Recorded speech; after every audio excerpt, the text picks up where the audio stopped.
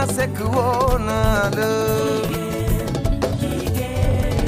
jigéenu Sénégal jaaraama jigéen Mama Aïda Torino kontaan na jigéenu Sénégal jaaraama ndax jële xam na boppam akañ ñoo leen taal Chéri Moustapha Monsieur le chef de service ou d'entreprise, chers collègues enseignants et enseignants, chers invités en vos rangs et titres,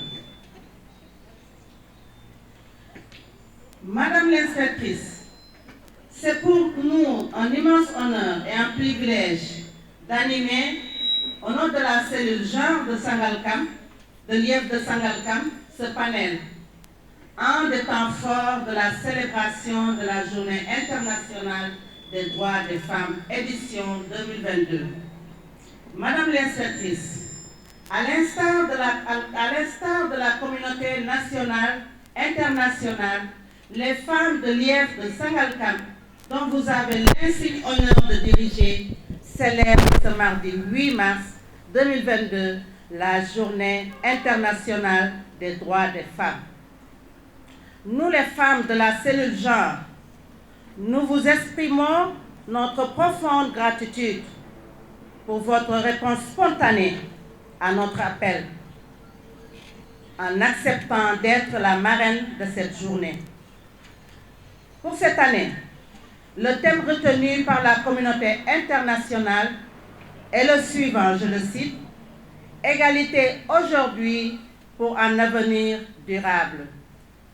Pour aborder ce thème, après un bref rappel qui retrace l'historique de cette journée mondiale consacrée à la femme, nous allons articuler notre réflexion autour de deux axes ci-après. Identification des droits des femmes, égalité d'aujourd'hui pour un avenir durable, développement durable. Voilà comment nous avons axé notre réflexion d'aujourd'hui. Je m'en vais maintenant passer la parole à Madame Atandao pour passer au premier point, mais avant cela, faire l'historique en bref, l'historique du 8 mars. Madame Atta, vous avez la parole. Merci Madame Diouf et Salomé. Bonjour. Donc je vais vous lire l'historique. Donc au début du XXe siècle, des femmes de tout pays s'unissent pour défendre leurs droits. L'origine de cette journée est à chercher dans les luttes et dans de nombreuses manifestations des femmes réclamant le droit de vote et de meilleures conditions de vie. L'égalité entre les hommes et les femmes agite l'Europe dans le monde occidental au début du XXe siècle. La création d'une journée internationale des femmes est proposée pour la première fois en 1910 lors de la conférence internationale des femmes socialistes par Clara Zetkin, qui s'inscrit alors dans une perspective révolutionnaire. Les manifestations des femmes ouvrières qui se déroulent à Petrograd en 1917 amorcent la révolution russe. Cette journée est officialisée par les Nations Unies en 1977. Ainsi, l'ONU a contribué à la création d'un héritage historique et cette lutte a donné naissance à la parité, la promotion des femmes et dans toutes les instances de prise de décision. Donc, si nous sommes arrivés là, c'est parce que beaucoup de femmes ont combattu pour donner naissance à ces droits.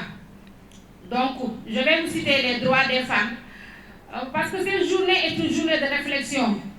Cette journée est une journée de célébration, mais nous devons faire des mises au point, voir quels sont nos acquis, mais qu'est-ce qu'on a réussi et où est-ce que nous devons aller. Donc, cette journée, bien que nous voulons faire la fête, mais il faut que chaque femme se pose la question, est-ce qu'il y a des avancées? Est-ce que nous avons réussi? Où est-ce que nous devons aller? Est-ce que nous allons combattre juste pour le développement de la société, c'est l'intérêt du bureau genre, c'est l'intérêt de la lutte pour toutes les femmes. Donc je cite ces droits. Donc il y a l'autonomisation économique, le leadership féminin, la consolidation des acquis, l'approche inclusive, équité à l'égalité de genre, critères de projet, de programme de développement, innovation de la technologie au service des femmes et des filles, accélérer aussi l'égalité professionnelle et économique, égalité de genre au sein des entreprises, la famille monoparentale, renversement des pensions alimentaires. Toutes les femmes sont maintenant chefs de ménage. Dites pas, comme mon mari est à Dakar, je ne peux pas aller au village. Non, il faut postuler dans les postes de responsabilité. Il faut oser. Il faut oser. Il faut aller faire comme les hommes, aller dans les villages. Il faut postuler, demander des postes, même si le mari est éloigné. Continuer le travail. Battons-nous. Voilà. Rendre mixtes les filières scientifiques. Il faut que les filles aussi soient aussi dans les filières scientifiques. Il faut valoriser le travail domestique de la femme. Entre parenthèses, la dame que vous voyez. Merci beaucoup. Donc pour conclure, nous pouvons retenir que des droits de la femme et développement durable sont deux notions inextricablement liées. On ne peut concevoir un développement durable que lorsque la femme recouvre ses droits absolus, accès aux instances de décision et joue pleinement son rôle. Merci. Et joue pleinement son rôle dans la société. Mesdames et messieurs, nous sommes maintenant au terme de notre réflexion sur le thème choisi portant sur l'égalité aujourd'hui pour un avenir durable. Nous vous remercions infiniment pour la marque de confiance que vous avez placée en nous confiant l'animation de cette journée. Ce choix, porté sur nos modestes personnes, justifie largement notre engagement à vous servir efficacement, car nous ne sommes pas les meilleurs parmi vous. Toutes nos sœurs ici présentes, ceux qui sont empêchés, pourraient même prendre notre place et faire peut-être mieux que nous. Donc, un grand merci à vous, chers collègues de la cellule genre et réseau des femmes. Vous avez confiance en nous, on a essayé. Merci pour tout. Vive le 8 mars, vive la femme, le combat continue. Il me revient singulièrement de vous remercier. Remercier le bureau genre, autrement dit, toutes les dames de la circonscription de Sangalkam qui ont bien voulu porter, n'est-ce pas, cette cérémonie en me la parrainant. Je veux dire tout simplement que ça me va droit au cœur. Droit au cœur. Et à mon retour, je pense que c'est à moi de vous rendre hommage. Vous rendre hommage, certes, je suis à la tête de cette IEF, mais sans béquille, je ne pourrais pas la porter seule. Et ces béquilles, c'est vous les dames de l'IEF, c'est vous les hommes de l'IEF, avec le copilotage du secrétaire général et les ICT qui sont au niveau des districts. Donc je tiens vraiment à vous remercier et vous rendre aussi hommage en tant que collaboratrice. Pour entrer en vif donc, de cette cérémonie, dès l'entame, je dirais que l'idée de la célébration de la Journée internationale de la femme, quelqu'un l'a dit tout à l'heure, elle est proposée depuis 1910 par Clara Zetkin. Et vous savez, c'était où? Lors de la conférence des femmes socialistes. C'est chez Poutine.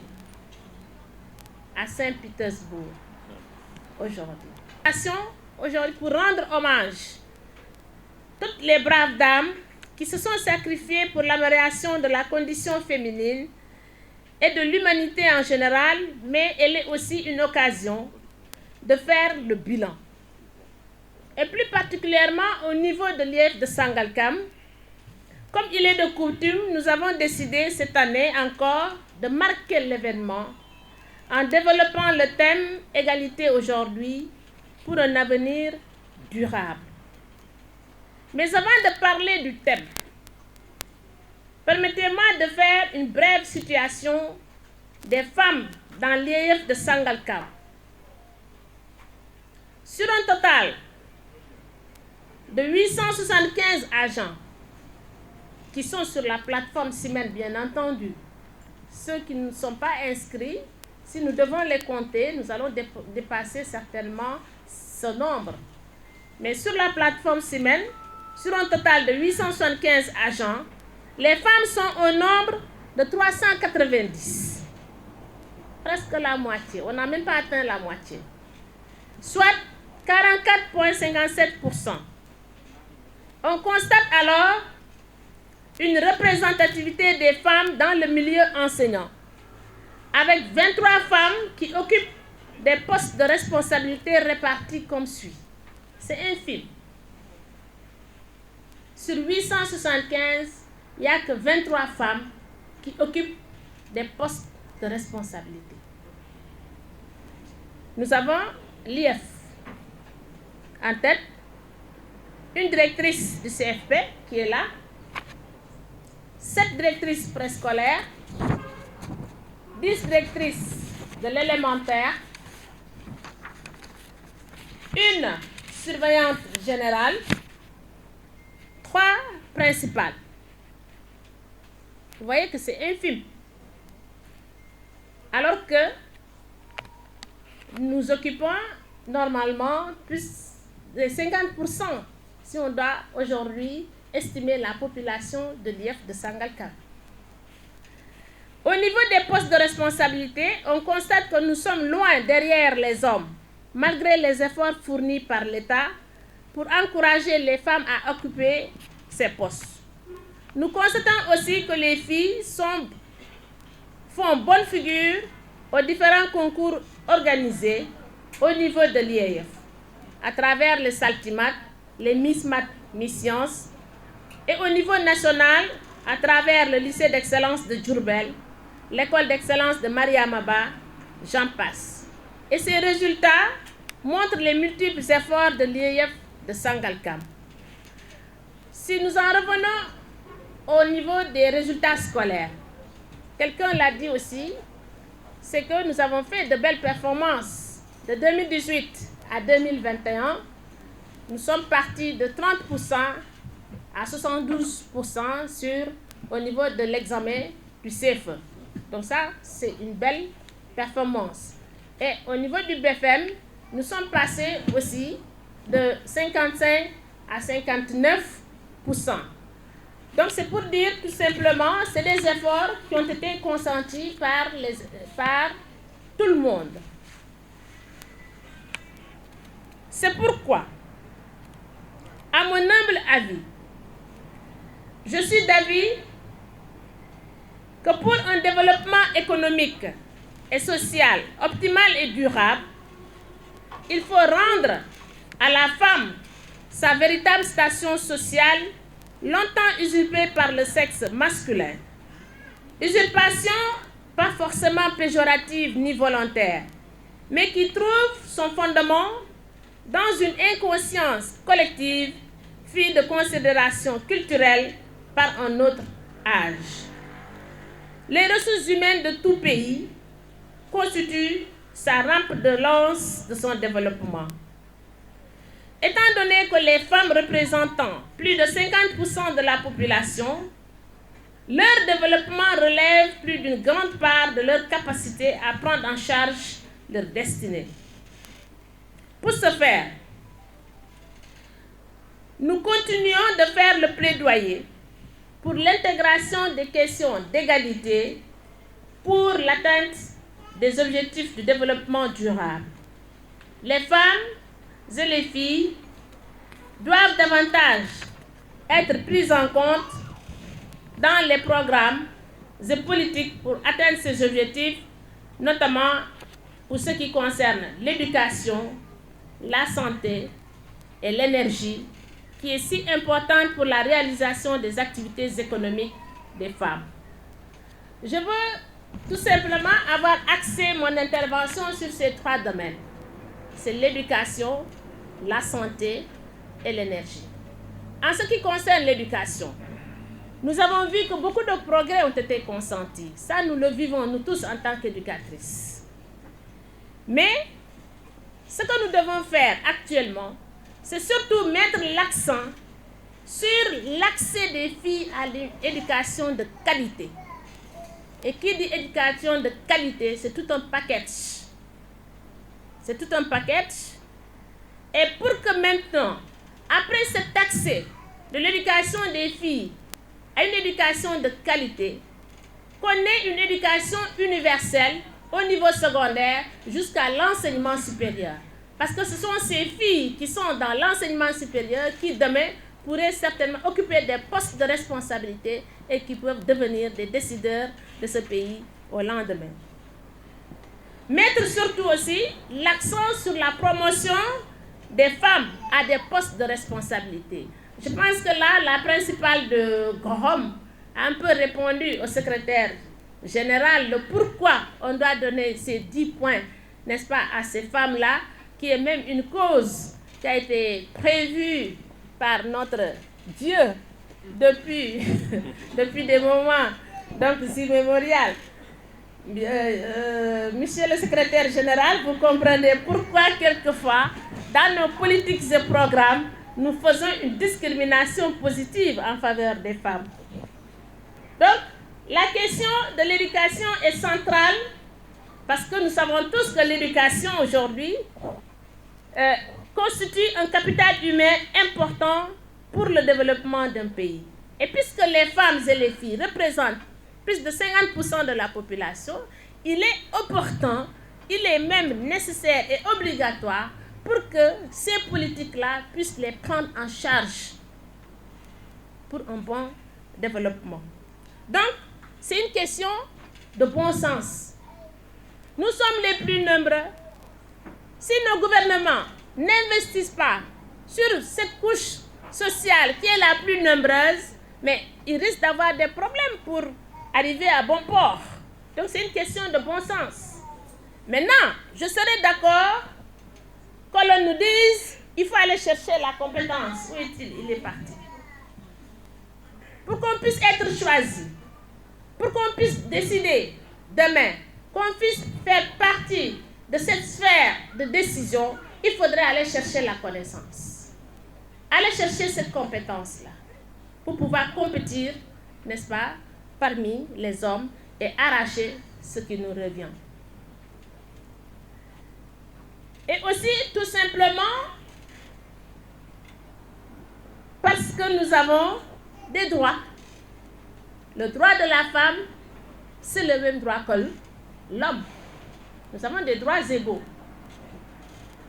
Donc, il est nécessaire que le gouvernement puisse investir suffisamment de ressources pour que chacune d'entre elles puisse réaliser son plein potentiel. Par rapport à la santé, nous venons d'une crise. C'est la crise de la COVID-19. Et à partir de là, vous savez que la santé s'est imposée même comme une priorité. La santé s'est imposée pour accéder même au développement durable. Parce que tu ne peux pas se développer sans pour autant avoir ce capital humain en bonne santé. Et puisque toujours, je le dis, nous représentons plus, n'est-ce pas, de 50% de cette population, la politique sanitaire d'un pays doit pouvoir investir sur ces femmes et ces filles pour qu'on puisse accéder donc à ce développement. Et pour cela, il faudrait que le gouvernement puisse former nos filles, le gouvernement puisse former nos femmes pour qu'elles puissent avoir ces soins de base avoir des informations pour leurs soins de base, avoir des informations pour les soins de haut niveau au niveau des hôpitaux pour qu'elles puissent se prendre en charge sanitairement et qu'elles soient en bonne santé et pouvoir travailler dans de très bonnes conditions. Par rapport à l'énergie, aujourd'hui, il est presque impossible de mener une activité économique sur le long terme et de la voir prospérer si nous n'accédons pas à l'énergie et de manière préférable à l'énergie renouvelable, puisque nous sommes surtout dans un contexte de changement climatique. Nos deux panélistes ont abordé cette question-là sur l'environnement, sur les changements climatiques. Donc, les femmes et les filles ont d'ailleurs beaucoup de savoir en matière de gestion de l'énergie. Ce sont elles qui produisent l'énergie primaire qui nous permettent aujourd'hui, n'est-ce pas, de procéder aux activités classiques, à savoir la cuisine, l'éclairage. Donc pour des questions d'égalité encore et de bon sens, je le répète toujours, dans la définition des politiques énergétiques, comptez sur ces femmes, comptez sur ces filles pour qu'elles puissent avoir accès à la formation et au financement leur permettant de moderniser la plupart de leurs activités. Donc ce sont des questions qui me préoccupent et qui sont très centrales. Je dis bien, nous ne nous fatiguerons jamais tant qu'il n'y a pas cette égalité-là dans le monde du travail. Nous continuerons toujours à revendiquer cette journée internationale de la femme. Nous continuerons à faire le plaidoyer pour atteindre cette égalité. Vous savez que nous sommes dans un monde de compétition. Et si nous voulons participer à cette compétition, courir vers ce développement durable, il nous faut donc courir sur nos deux jambes, celle des hommes et celle des femmes. C'est sur ces mots que je profiterai pour remercier toutes les femmes de l'IEF de Sangalkam. Vous dire que vous êtes des dames, de grandes dames. Moi, je vous envie. Dame leen bëgg.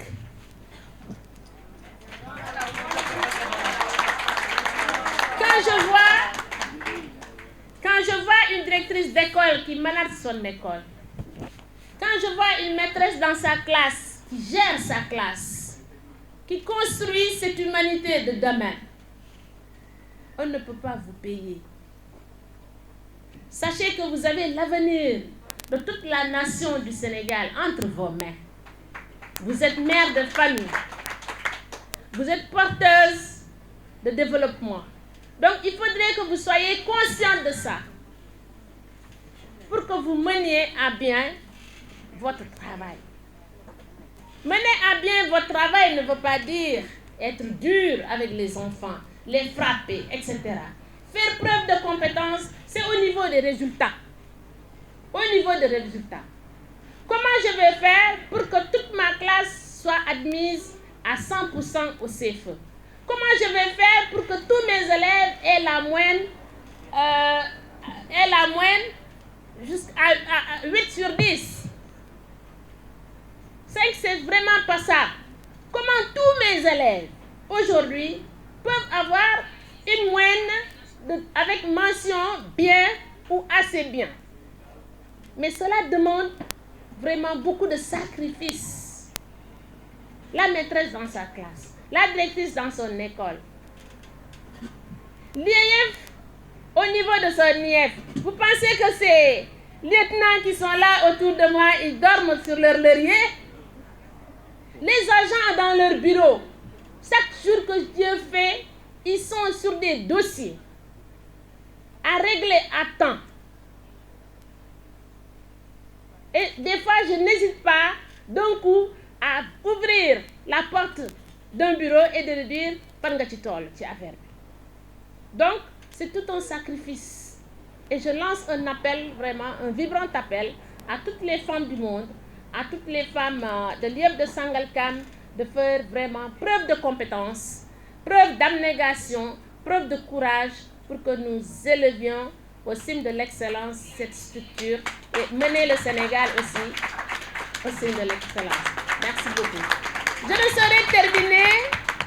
ne saurais terminer sans pour autant remercier les hommes de ma structure. Je commencerai par le SG. Vous savez que le SG, c'est un grand homme. Le SG, un grand homme. Un grand homme qui ne se lasse jamais. Il ne se lasse jamais. Il est là avec son téléphone. Il coordonne. Il pilote. Il appelle tout le monde. Des fois, je me dis que chaque personne, chaque agent, chaque directrice ou maîtresse est responsable du poste qu'il est en train de gérer. Et nous sommes tous responsables en ce qui nous concerne, sur ce qui nous a été confié par l'État. Dañu ko dënk kon buñ ko yoree nañ ko yoree ci anam nu mu gën a rafetee bu ñuy paree bu ñu koy delloo ñu delloo ko ci anam bu ñu rafetee.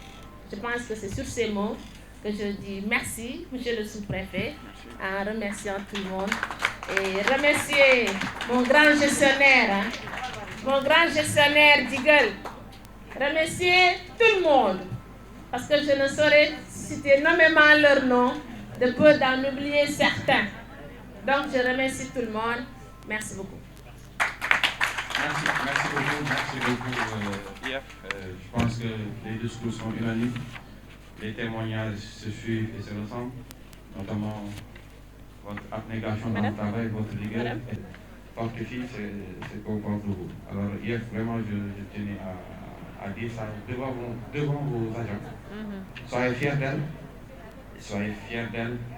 C'est un modèle de courage parce qu'elle était en France et qu'elle devait soutenir son doctorat. Elle m'a envoyé un message WhatsApp pour me dire que j'ai soutenu aujourd'hui. Là, je me dis que mes IF à son âge, je suis toujours à apprendre. Et donc, naturellement, mon pays ne se maintient que par le souffle des personnes qui étudient, n'est-ce pas? Donc, vous faites triompher la dignité de l'esprit, comme disait Frantz Fanon, et on vous encourage sur ça.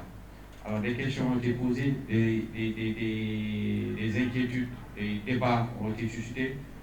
Bon, je n'ai pas la prétention, naturellement, d'apporter une réponse, mais de contribuer, n'est-ce pas, étant interpellé, étant directement interpellé, n'est-ce pas, le président de l'État, notamment en ce qui concerne, par exemple, la parité à l'Assemblée nationale, n'est-ce pas? Donc, fondamentalement, il y a une loi, la loi de 2010, qui est là et qui donne obligation à chaque bureau, que ce soit municipal ou législatif, de respecter la parité. Et fondamentalement, nous, à notre niveau, au niveau de l'arrondissement, par exemple, l'exemple le plus patent, le plus récent, lorsqu'on a installé les maires de communes, on leur a fait rappel de la loi, n'est-ce pas? Vous savez, la loi, rien n'est plus, voilà, il n'y a rien au-dessus de la loi à part la Constitution, n'est-ce pas? Même la loi est plus forte que le décret du président de la République, parce que la loi, c'est, voilà, alors on a fait rappel aux maires qu'ils sont tenus de respecter la parité, notamment hommes-femmes, hommes-femmes, etc.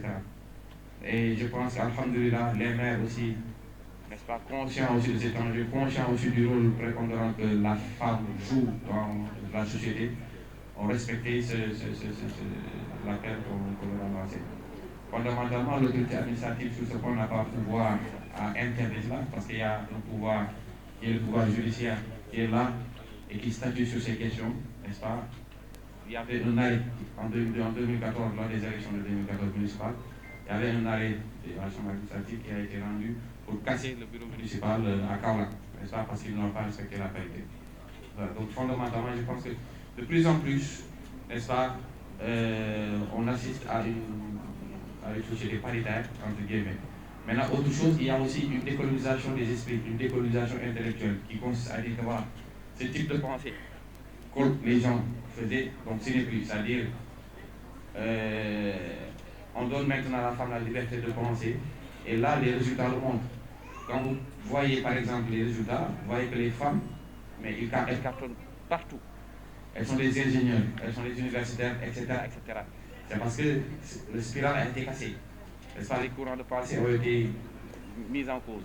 C'est pour ces raisons fondamentalement que vous avez des femmes dans certains postes stratégiques, n'est-ce pas? Donc il ne s'agit plus de dire, il ne s'agit plus maintenant, parce que le combat c'est au niveau des esprits, c'est au niveau de l'esprit, c'est au niveau de la connaissance. Et je pense qu'actuellement les femmes, mais ils donnent le pion aux hommes, fondamentalement. Et évidemment, il y a Seyda, elle est là, et il y a Seydi, je ne sais pas si on dit ça là. Il y avait Alioun Ibn Abu Talib, qui était le 4e calife du prophète, qui disait que éduquez vos enfants autre façon dont on vous a éduqué, parce qu'ils ont été créés à une période différente de la vôtre.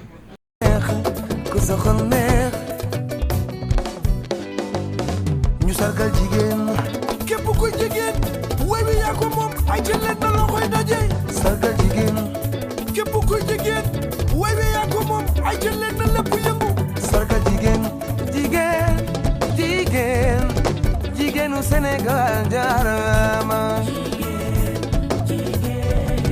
jigéenu Sénégal jaarama jigéen jigéen dëgg-dëgg mun a sekk woo naa la jigéenu Sénégal jaarama jigéen jigéen Mama Aïda Torino kontaan na